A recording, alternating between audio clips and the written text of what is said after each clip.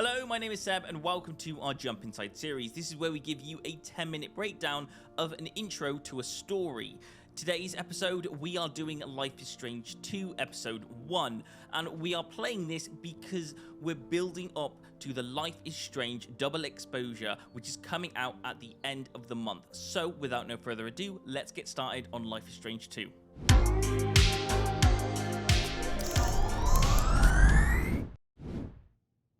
This game takes place on Friday, October the 28th, 2016 in Seattle, 3 years later after the incident of the hurricane from the previous Life is Strange game, or depending how you play the game, there may not have been a hurricane whatsoever. In this game you play as Sean Diaz, brother of Daniel Diaz and son of Esteban Diaz, living a normal life in Seattle. Your brother for some reason likes Cocoa Crisp bars, and this is something to remember later in the story, and is working on a big secret where you can reply by saying, should I call an ambulance? Oh man, damn, sounds pretty serious. Should I call an ambulance now before it's too late? Maybe. You can also speak to your dad who's working on a car. Because you're going to a party later, you can ask for money from him to attend. But yeah, you and Lila better not get in any car with somebody who can't walk straight. Holy shit, 40 bucks? Really? Yeah, why not?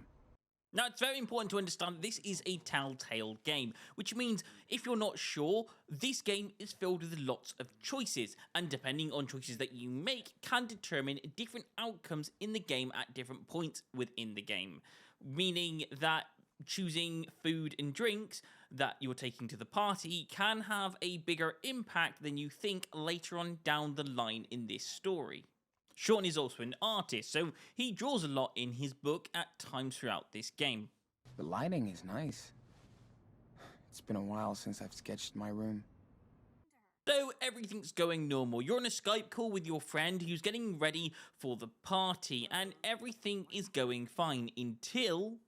I'd be impressed if you did that. Hold on, okay? Something's going on outside. What do you mean? Hey! Your brother has spilt fake blood on the neighbour's Brent's shirt, and after Brent gets into a fight with Sean and in self-defense of his brother, pushes Brent to the ground. Now, this doesn't look very good when he lands on a sharp rock, and considering Brent has got fake blood on him, this doesn't look good for when the cops show up. Oh, shit. Officer Matthews, I've got a 1010 in progress. 1452 Lewis Avenue. I'm gonna need backup. Copy that. I'll back up. He's hurt? Okay, step away. Now! Calm down, officer! Shut up! And step back! On the ground! Now! Hey, wait! This guy was started beating up it. my little On the brother! ground. The dad comes out to help, but, well, this happens. We didn't do Sean, anything! be quiet. I swear! Officer, Dad! listen. I'm sorry, Dad! Daddy! Be quiet. I want to go home! They're good kids, officer. Don't move. I'm sure they didn't do I anything. said don't move! Stop We this! didn't Daniel, do anything! it's gonna be all right. On the ground!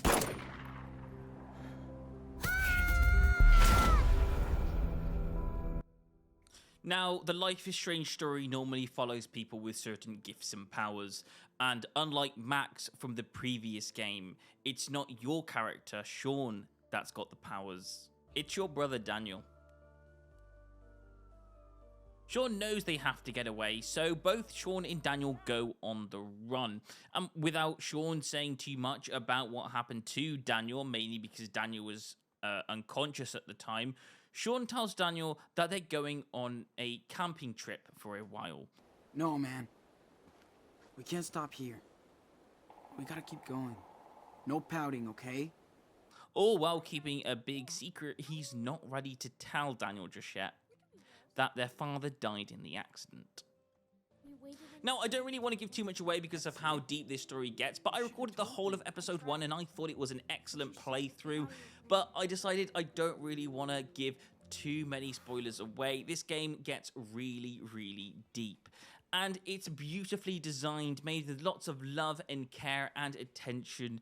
And possibly one of the more interesting things compared to the original is that you have to play as the character without the powers, and I think that's way more interesting than if you played the game with the powers, because you have to play the game as Sean, and your brother is the person with the powers, and you have to kind of guide him. He looks up to you as a brother, and it's a very interesting way of playing this game. So what are your thoughts about this? Are you getting this? Or have you played a Telltale game before? What's your favorite Telltale game? Tell me down in the comments below, and maybe we can have a conversation. Anyway, that's the video right there. And you know what? I'm really looking forward to the next Life is Strange game. I cannot wait for Double Exposure. Anyway, as for now, that's me, Seb, and hopefully you enjoyed. For now, Jump Inside out. I love this game so much.